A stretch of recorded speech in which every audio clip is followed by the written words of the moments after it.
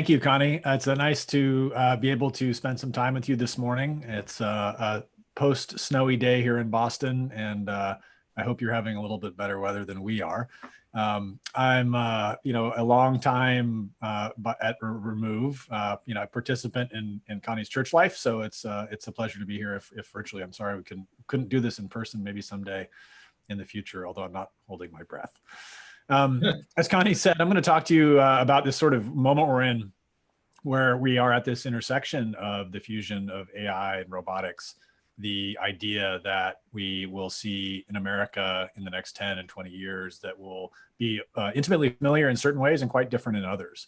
There'll be quite significant shifts in everything from the social contract to what we think about in the security realm to just culture and politics too.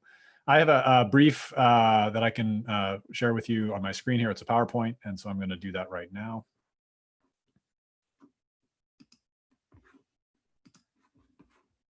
Just bear with me a second.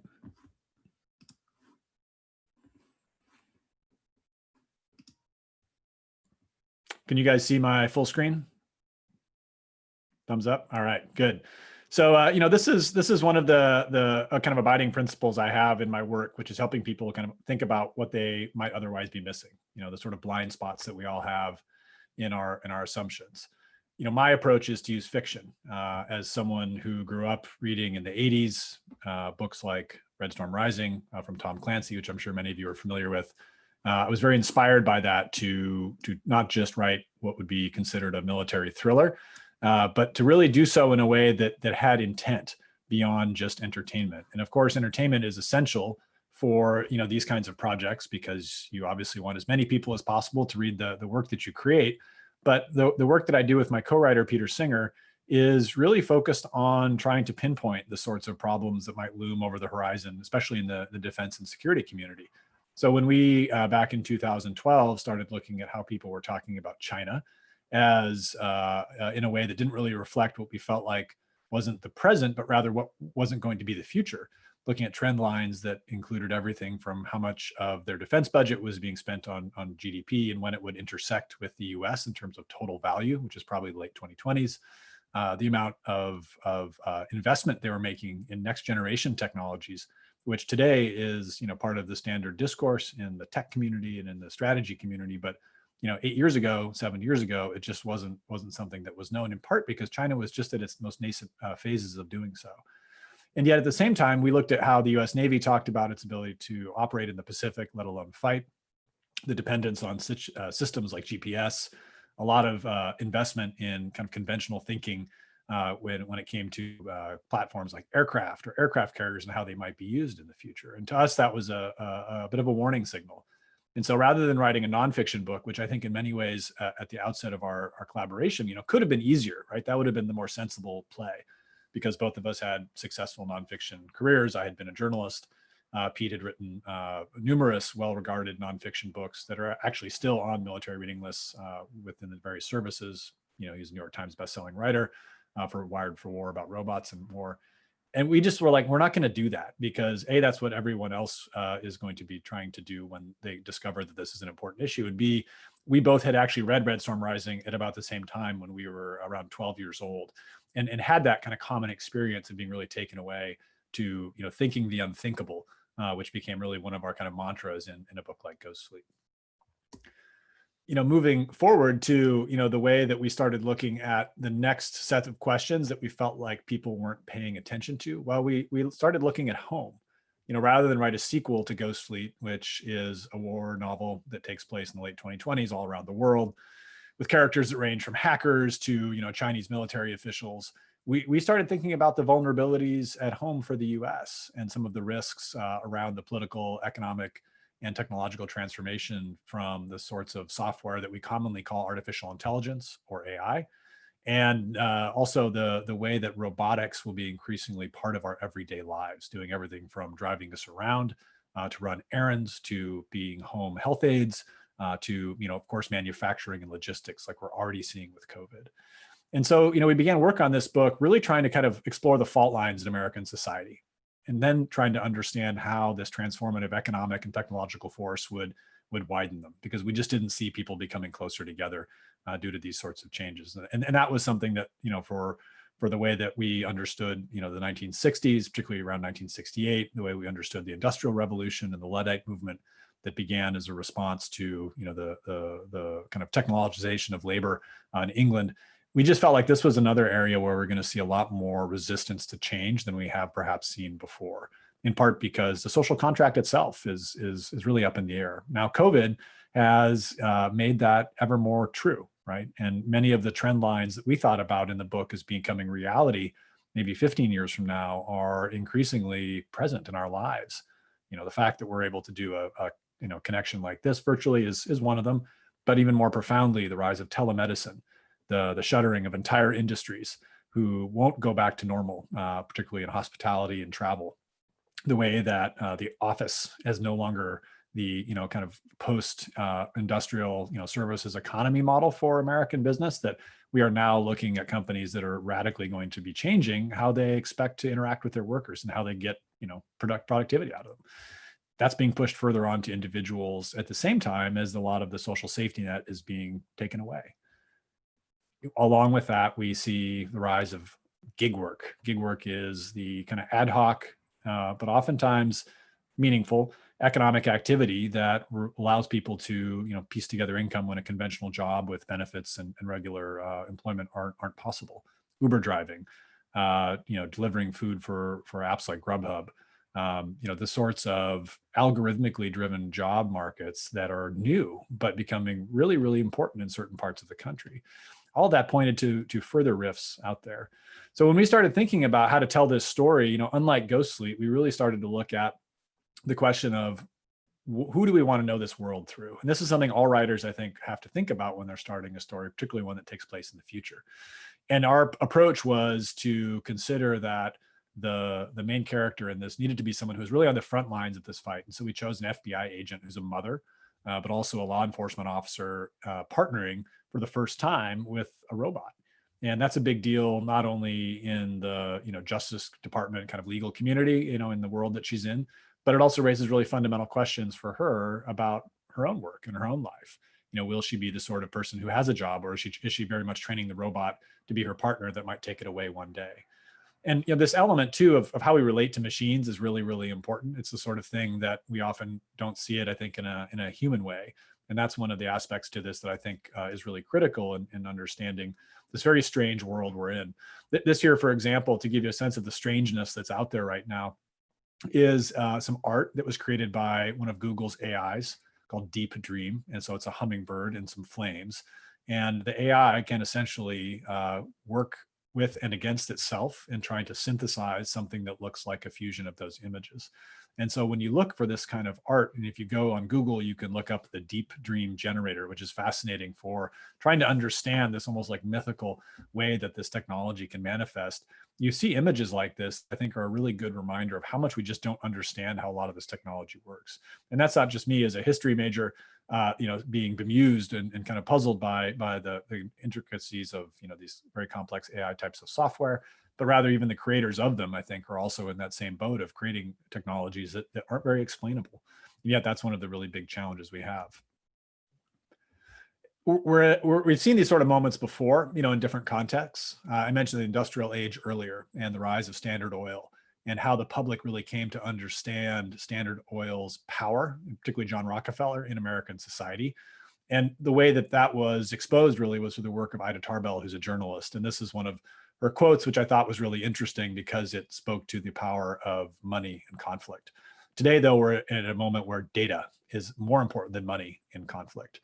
The ability to understand what's happening around the world, to shape environments, to be able to get people to do things that they may not realize they're doing, is at the hands of not only a small number of people at companies like Facebook, but it's quite distributed and available. Those who unleash Twitter bots online have as much power as a multinational in shaping the public debate around really critical issues, particularly in America, like, for example, the Open Michigan movement that we saw this summer, which was, almost violent, right, in terms of its sort of presence in the American political discourse. Over half of the online traffic around that was driven by bots, right? So people are using AI and similar technologies behind the kinds of social media platforms like Twitter to shape how we see reality. And, more so, I think that's going to become interesting when we aren't just looking at our phones to understand what's going on around us, but using technologies like augmented reality. Imagine looking out at the world and having almost a visual dashboard for what's going on. Well, what if the information in that dashboard isn't something that you actually believe, and you're looking for information that validates what you think? And so that, to me, is one of the really kind of challenging things that we're going to have to start dealing with. One of the kind of shorthand ways that I've described this use of fiction to explain the future of conflict has been something called ficant. And it's a little bit tongue-in-cheek, derived from the way that the intelligence community talks about the kind of materials that they collect, overseas, like signals intelligence, they call SIGINT. And this is a way of fusing fiction and intelligence. And it's something that has been helpful in trying to put a name to this, because when you're doing something novel and unique, it's often difficult to kind of coalesce around an idea. And so the label has worked, and it's one of the kind of shorthand that is often used in the conversations that we're having about, what is it? Why are people who are serving in the Navy, for example, reading Ghost Fleet? Why are people who are serving in the Army, being told to read Burn In? And that, I think, speaks to the moment we're in. We're at this really difficult point trying to understand all the technologies that are out there, all the different forces that are at work shaping everything from the economy, like the elements that I mentioned before, like gig work, to figuring out, who is going to be at the forefront of technologies that allow us to, gene edit, that allow us to print life, like print living organisms, that technologies that allow us to shape reality around us, like those bots and things like that. This is the cover from a short story collection that I worked on with the Marine Corps a few years ago that I thought was really great, because it allowed Marines who are in uniform to participate and write fiction as a way to help their senior leaders and each other understand what's ahead. Because normally that's not how it works. Normally things happen and it's sort of pushed down from on high. And what this storytelling approach has allowed is a sharing that's both vertical, like you can tell things to your boss that are perhaps unpopular if you put them in a PowerPoint or a memo, but you can show them in a narrative that make them much more palatable and even actionable, to do something about it. And they're much more easily distributed horizontally, right? You can send a link to a great short story, a cool piece of art, even an anthology like this. And that's a big challenge, is how do you, in an organization as old as the Marine Corps, but it's true for all the armed services, how do you communicate and really share ideas with your youngest and most innovative members of your group? And one of the things that I've been really pleased to see is that it's not just in the US that this is taking place. What you're looking at here is some art that a Norwegian artist did for a project I worked on for the Norwegian Army last fall, that kind of explored and helped them understand from maybe a different perspective than they would have what it might look like to have a conflict in and around the Arctic Circle at the border of Norway and Russia. And this is a very remote area where Norway has a fairly significant, for that part of the world, town that's right in the backyard of one of Russia's most strategic interests. And that, if you were to look at even those two forces, squared off against each other, that's a pretty conventional kind of Cold War, kind of mindset. Like we've done that before. What's different now is China, right? China is looking at how to get from the Pacific to the Atlantic. And as global warming melts Arctic ice, we'll have greater and greater access for ships that will be able to, carry commerce, but also, protect interests up there. And so this was a story that was, about a length of a typical short story, and was actually about Russia and China getting into a fight on Norwegian territory, and Norwegians had to figure out what to do, which again was very different than the way they think about the future, maybe because they're assuming that, any aggression from a country like Russia would be directed at them. But what if they're sort of on the periphery, on the sidelines? That complexity is a sort of hallmark of perhaps conflict in the future. And that image was very technologically rich. It had someone in an exosuit, which is like a almost like armor that you'd wear. And I think those kinds of technologies are out there in the discussions and investment portfolios of the government trying to figure out what's next. What's really hard to figure out is what is a good idea and what's not. This is a toy robot that I bring up that was incredibly popular when it debuted, I think 3 years ago, and within about 18 months, it was shut down.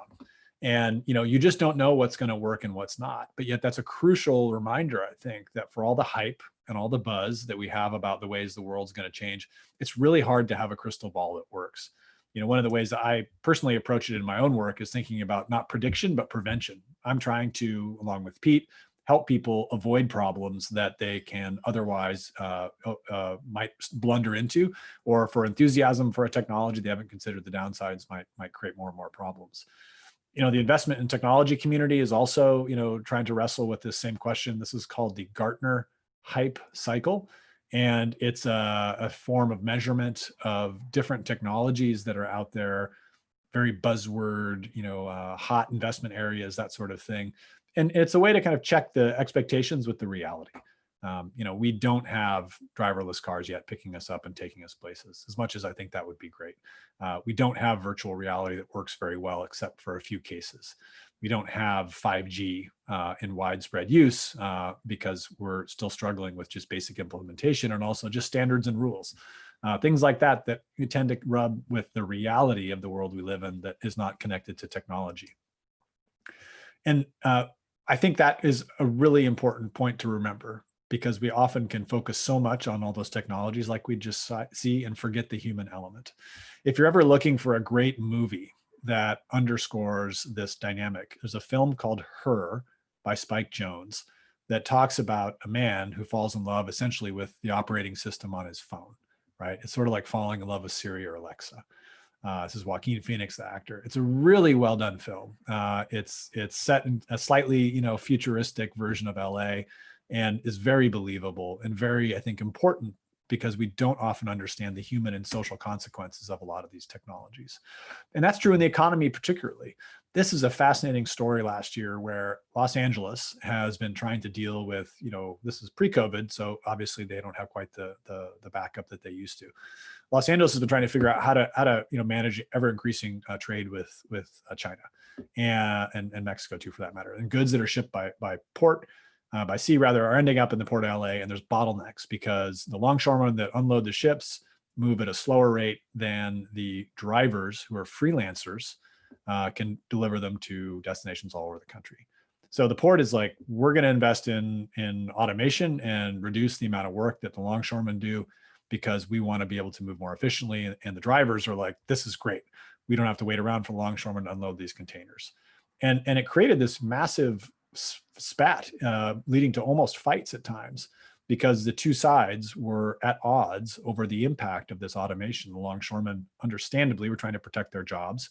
The independent drivers were being penalized for being late, for waiting for the longshoremen. That kind of tension, I think, is really at the core of and burn in a lot of the potential political and social frictions that we're going to see playing out in the next decade. This is but one example, but I think one of the best out there at allowing us to understand what's just over the horizon. The question is like, what are the rules of, this new world that I'm describing? This is a graphic from a car race called the Gambler 500, which is essentially, there are no rules, right? You spend as little money as possible and get maximum amount of effect. And that, I think, is something that we're seeing on battlefields all over the world, whether it's Azerbaijan and Armenia, which are experimenting with drones literally right now, and other new forms of warfare like social media. We've seen it with the Russian military operations in Syria, where they've been using robotics. But this idea, though, that the conventional ways of producing effects, investing billions of dollars in a fighter or tens of millions of dollars in a vehicle, are no longer relevant, because those are not the most effective ways to get things done during conflict, but also to maintain military forces like that. These are the vehicles, right, that are produced by following those rules that you just saw. $500 maximum. Fun is the point. And that resourcefulness, again, this is a little bit tongue in cheek, but I think it's really important to remember that just because the US has a certain way of doing things doesn't mean that everyone else will too. And that may sound really reductive and simple, but it's really easy to forget when you're in the midst of the kind of communities that are trying to figure out these futures and solve these problems. The messiness of future conflict, I think, is really important too, especially when it is manifest at home in the US. The election and the tension we're all feeling, I think, around what's going to happen in the next week is very real. And the use of technology to determine essentially how things shape the kind of American story, possibly for the next decade, will really come down to the next 10 to 15 days. This is a scene from Seattle, the town where I grew up in, on Capitol Hill, a neighborhood I used to skateboard in all the time, where different Seattleites and people from out of town had created what they called an autonomous zone. a place of their own rules, a place that didn't fit into the economic models of not only the Pacific Northwest, Seattle, but the whole country, that had its own justice, that had its own medical, that had its own didactic and learning, and was really based on a very violent and physical kind of rejection of the way that society was going. What is so interesting about this is Seattle is literally, the like San Francisco's Bay Area tech neighborhoods is literally ground zero for this economic transformation of America. And yet you have something that seems as primitive as this, as violent as this. And while it was a fairly low-key affair ultimately, and thankfully pretty peaceful for the most part, it is a reminder of how much tension is out there simmering, as we still are quite unable to deal with some of the technological implications of these big impacts on the social contract, on what we think of what will be the future of just day-to-day life in America that feels like it's often out of our hands.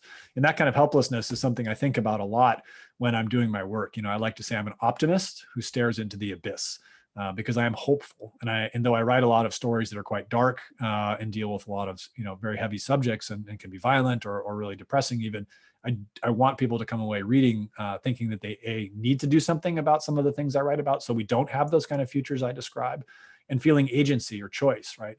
It's very easy in the world we're in, where it's increasingly app driven, where we're picking off a menu rather than actually deciding what we want, to feel like we have a voice in this kind of technological future. For example, who owns the data that we produce on Facebook? Well, it's not you. Who owns the data that Google captures every time you do a search? It's not you. And yet there's immense economic value to that, right? And so there are some paradigms that could shift in the next few years potentially that might remake this future so that it's not quite like burn-in. That would be a positive outcome of the next, let's say 24 to 36 months, but it's certainly not assured. And the last thing I think I'll say too is that today we talk about a lot of this in the digital sense, how we behave online, what we like, what we don't, how we respond, literally in the neurological sense, to an article on Facebook, to a message from a close friend. What we're going to see is even greater precision from companies that are in the social media realm, but also other places, by using biological and DNA-derived data. That the trade that we make today to get free email, right? Google can essentially analyze everything you write and sell you ads off that. Facebook can look at everything you share and sell you ads off that. Increasingly, you're going to see services based on the genetic and biological information you provide. What does your smartwatch show that you did when you watched a TV show? Did your heart rate rise? Are you therefore more likely to click and watch the next episode? That is going to allow a level of precision that is even farther beyond this whole economy we've built today. And perhaps even more so if we do get into a situation where we change data rights and data laws and allow people to have more control over that information. It may force companies to be more innovative. Now, that would sound great on one level, but it could push them in a direction that's even, to me, a little bit more frightening. So this quote is I think, one of the kind of just founding principles of a lot of the work that I've done in the different projects that I pursue. I'm not trying to, predict a flying car or the automobile itself, but rather what happens when people use it.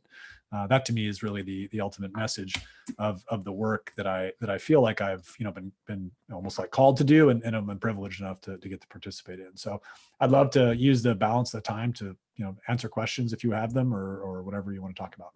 Thank you.